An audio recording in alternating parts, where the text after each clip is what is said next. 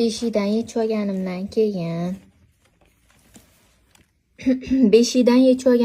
keyin ko'tarmaslikka, yerda o'tirishga, o'ynab o'tirib, emeylab yurishga, oyog'imga osilib olmaslikka, ovqat qilishga xalaqit bermaslikka qasamyod qil.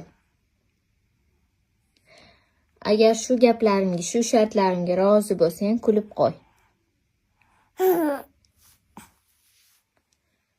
Bo'ldi. Kelishdik. Hozir beshidan yechib olganimdan keyin shu daftarga qo'l qo'yasan.